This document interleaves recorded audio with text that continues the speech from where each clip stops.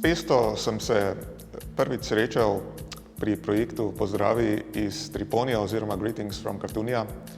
Predstavil mi jo je norveški strip avtor Bendik Kaltenborn in lahko bi rekel, da je bila to ljubezen na prvi pogled. Torej, pa ne mislim dobesedno, ker pravzaprav gre za en zelo, vsaj fizično zelo neprivlačen, že kar grd in strašljiv lik. No, mogoče bo dobro, da povem malo več o tej pesti.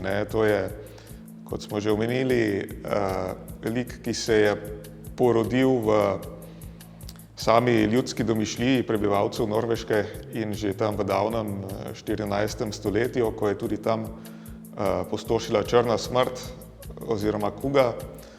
In v tistem času, ko ljudje še pravzaprav niso tako dobro poznali zakonov narave, kot jih poznamo danes, so si nekako to strahotno bolezen, ki jih je zdesetkala, predstavljali kot neko staro, zgrbljeno ženico, odeto v razcapana temna oblačila, ki vandra okoli podeželji in skratka pušča za seboj opustošenje in kopice trupel.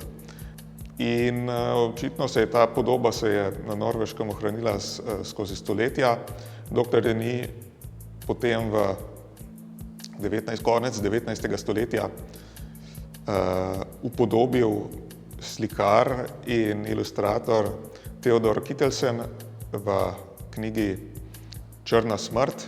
To je ena taka zbirka pravljic oziroma tudi pesmi, ki je sam žal nisem utegnil prebrati, ker tudi ne vem, ali obstaja kakšen prevod kakšnega od meni razumljivih jezikov.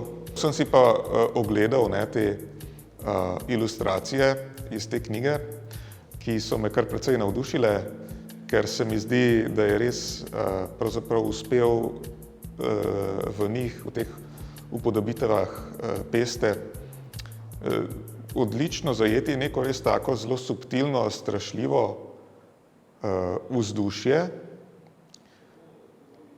Ja, seveda od tam naprej mi je takoj postalo jasno, da mora ta lik tudi v tej moji zgodbi, v mojem stripu, ki sem ga moral ustvariti za to antologijo Greetings from Cartoonia, zavzeti neko osrednje mesto. Torej, spraševal sem se, na kakšen način bi se lahko junaka te moje zgodbe, se pravi medved in mačka, srečala s pesto, in potem sem se odločil za to, da bosta se srečala z neko moderno verzijo peste, kakršna bi lahko obstajala v 21. stoletju. In potem sem prišel na idejo, da bi lahko pesta pozirala kot en tak živi kip na ulici, kakršne pogosto videvamo na ulicah evropskih mest. Se pravi, tista v srži te zgodbe je pravzaprav to, da nikoli ne zvemo dokončno, a je pravzaprav ta ženska, ta starka, ki tam pozira, pravzaprav samo podobna tej pesti, ali je ona pravzaprav dejansko tista originalna pesta in se pravi sama črna smrt oziroma kuga.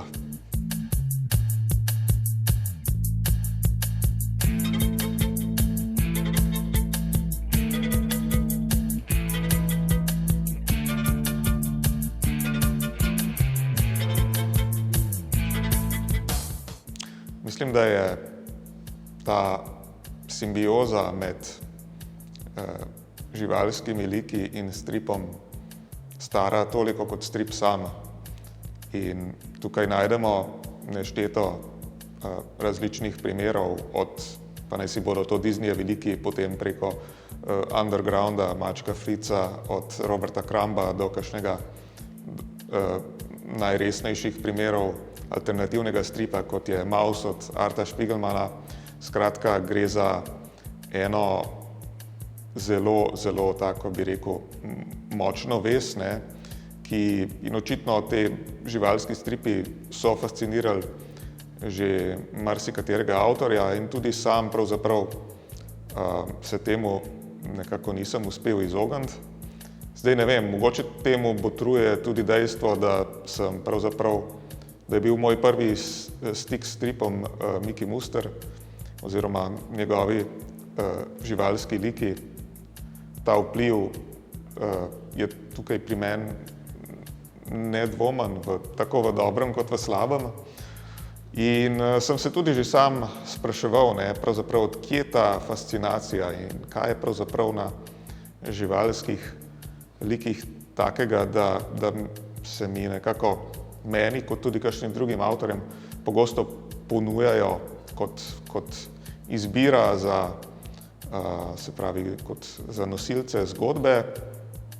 Te živalske like nekako dosti lažje vzljubim kot avtor, kot pa če si poskušam izmisliti nek človeški lik, tudi vizualno podobo jim dosti lažje najdem. Čeprav po drugi strani sem tudi že bil opozorjen od striparskih kolegov, da mogoče pravzaprav ta način, ta pretirana raba teh živalskih likov lahko vodi tudi v neke take neljube klišeje in pravzaprav plitve poenostavljene karakterje. Tako da to je neko vprašanje, s katerim se pravzaprav kar veliko ukvarjam.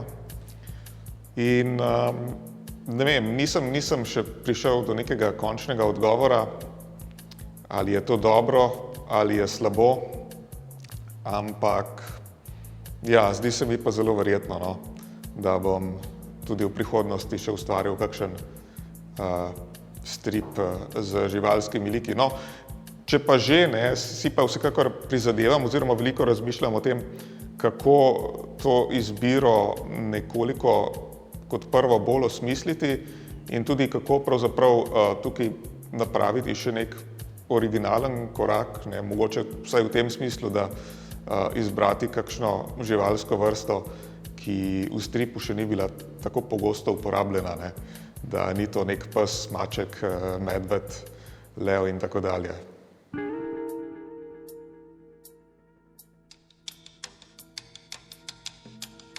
Mislim, da je vsekakor dobro, da stripi prodirajo v najrazličnejše pore življenja, če lahko tako rečem, in da ljudje, se pravi in založniki, spoznavajo, da jih lahko uporabljamo na številne načine, da z njimi osvetlimo številna področja, številne vede, da so lahko uporaben didaktičen pripomoček in da recimo skozi njih lahko pripovedujemo najrazličnejše vsebine, tudi, ne vem, lahko rišemo reportažne stripe, potopisne stripe, izobraževalne stripe in jaz v osnovi mislim, da je to samo pozitivno in tudi nimam nobenih zadržkov, če me kdo povabi k kakšnemu takemu projektu, nekaterih sem se recimo že tudi udeležil, mogoče kot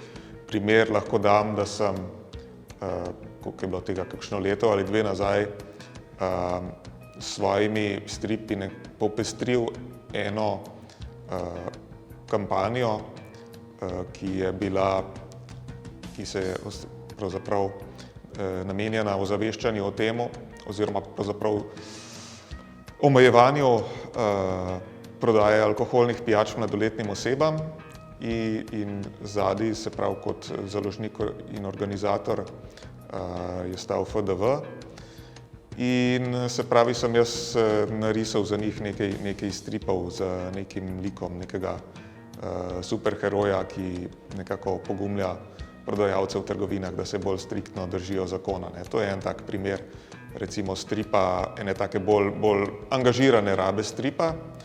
S tem, da kadar rišem zase, kadar prihaja ta pravzaprav impuls za ustvaritev nekega stripa iz mene osebno, se pa vendarle najraje odločam za neke zgodbe v tem najbolj klasičnem pomenu besede, se pravi zgodbe, ki služijo recimo temu bodisi razvedrilu, bodisi pa neki, če lahko tako rečem, duhovni obogatitvi bralca oziroma bralke. Verjetno, kar me je tukaj pritegnilo pri tem stripu, je bil izziv, je bil narisati, ustvariti nekaj, kar se zelo razlikuje od zvrsti stripov, kakršne ponavadi ustvarjam. Zadati si neko nalogo, ki se zdi na prvi pogled mogoče težka, oziroma kot se reče, če uporabim to popularno frazo, malo zapustiti to območje ugodja. In ja, mislim, da je bilo tudi tisto glavno vodilo. Se pravi, recimo v konkretni zgodbi, ki se nanaša na problem samomora oziroma tudi na posledice, ki jih ima tako dejanje na duševnosti svojcev od te osebe, ki si vzame življenje, zlasti otrok. To je zelo resna tema in pravzaprav za razliko od večine stripov, ki jih jaz ustvarjam, v njej pravzaprav ni nekih, ne moremo najti kakšnih zabavnih vidikov. In sem v tem smislu sprejel to pobudo od Žige, da bi kot nekakšen eksperiment, da vidim, ali pravzaprav s to svojo risbo, s svojim načinom stripovske pripovedi lahko upodobim tudi tako zgodbo.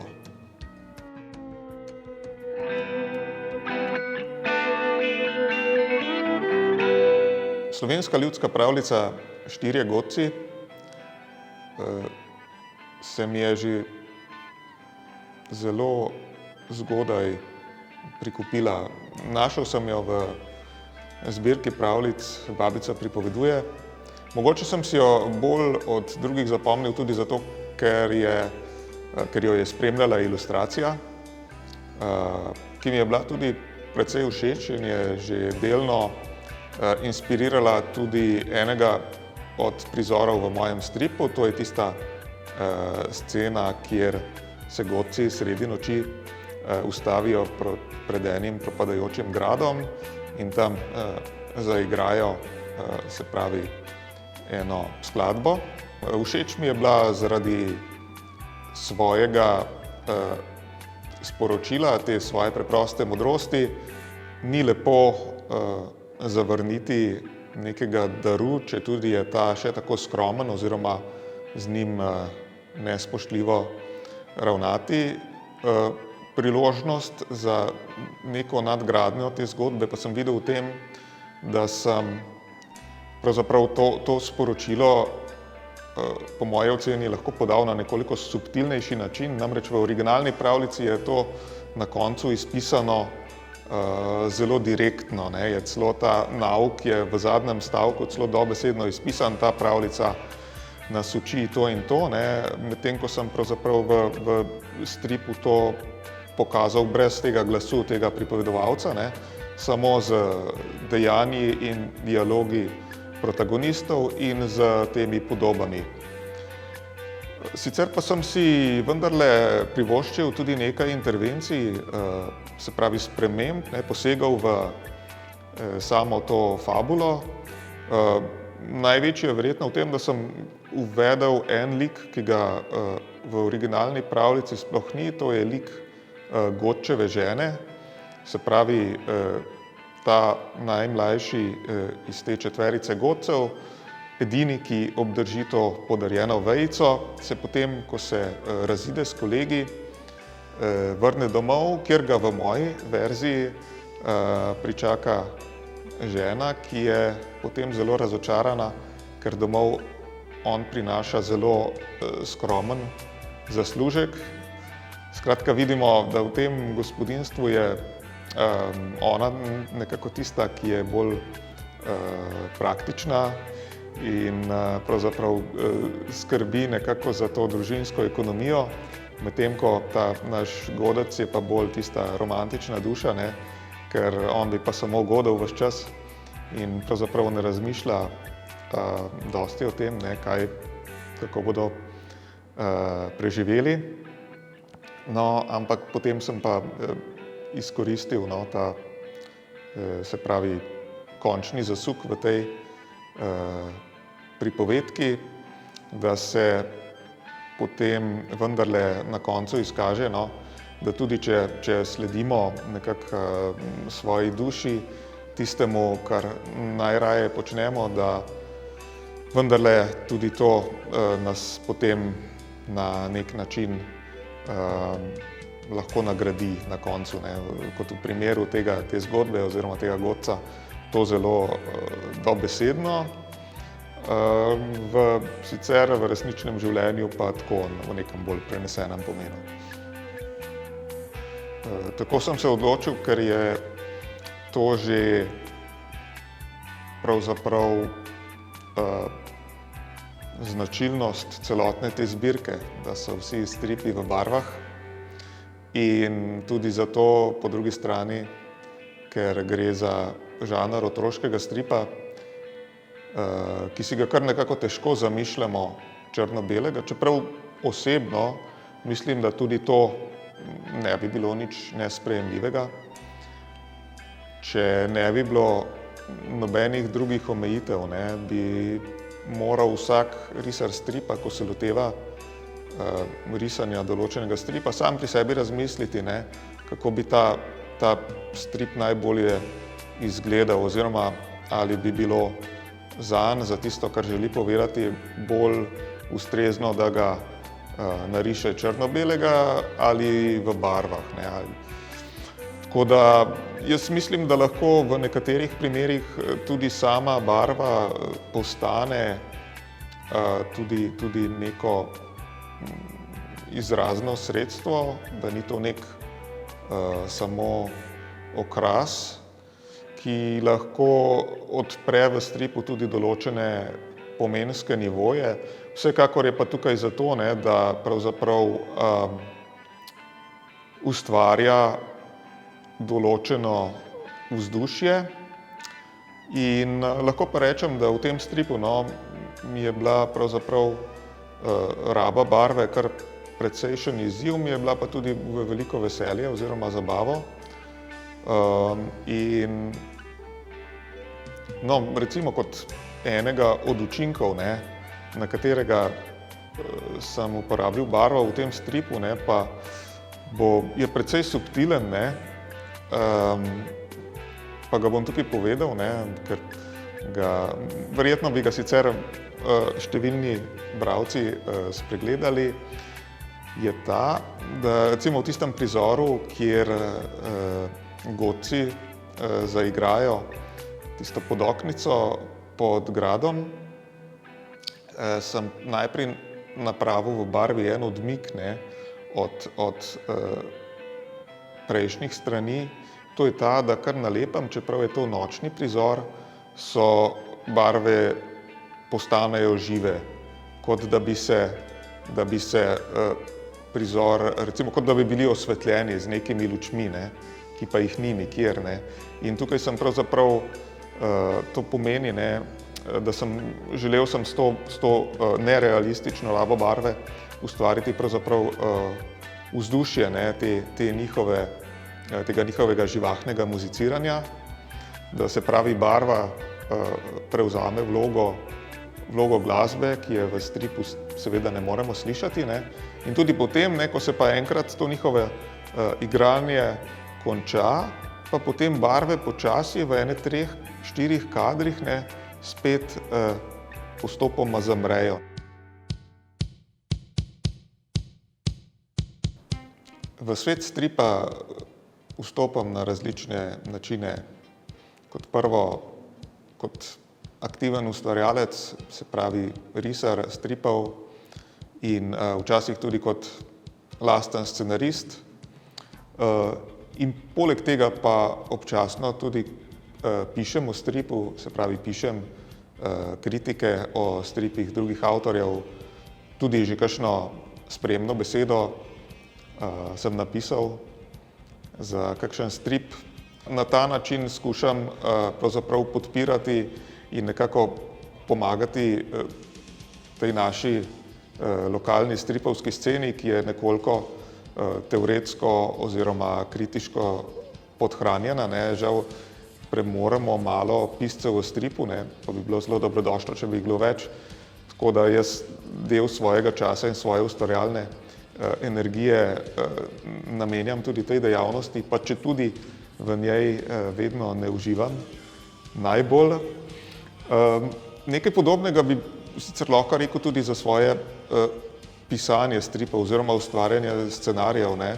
Tudi to bi rekel v primerjavi z mojim risanjem je mogoče en del stripovske produkcije, ki mi mogoče nekoliko manj leži oziroma se mi zdi težji, ne, kot risanje, ne.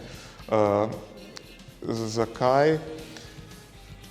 Mislim pa tudi tukaj, ne, je problem podoben, ne, namreč ni pri nas veliko ljudi, ne, ki bi pisali stripovske scenarije, ne, tako da si moramo striparji tudi sami tukaj nekako pomagati, ne, in če ni drugače, ne, tudi če recimo ni, ne, nam to tako zelo ne diši, ne, moramo sami pravzaprav spisati svoje zgodbe, kadar ne gre drugače. Tako da tam, kjer se pa čutim najmočnejšega in najbolj suverenega, je pa risanje oziroma cel ta, bi rekel, proces od takrat, ne, od nekega scenarija, ne, napisanega z vsemi dialogi in opombami do te pretvorbe, ne, v strip v njegovi končni obliki, kakršnega lahko beremo, se pravi to zajema tako ta razmislek, ne, kako to, se pravi ta tekst prevesti v podobe, kako ga pravzaprav zrežirati, zmontirati, skadrirati in v končni fazi tudi izrisati, pobarvati. In to je pravzaprav tisti del, ne, tega ustvarjalnega procesa, v katerem se najbolj zabavam in v katerem imam pa vedno rad, ne, tudi to možnost, ne, da mi scenarij pušča nekaj svobode oziroma nekaj prostora, da mu še kaj dodam, mogoče da malo izpilim kakšen dialog, še kaj dodam, kakšno repliko ali pa si recimo kakšno tako drobno domislico, ki jo lahko potaknem, ne, noter v tkivo te zgodbe, ki potem tudi doda neki tej celoti, ki je strip, kakršnega potem bralec ali bralka dobi v roke in ga lahko prebere.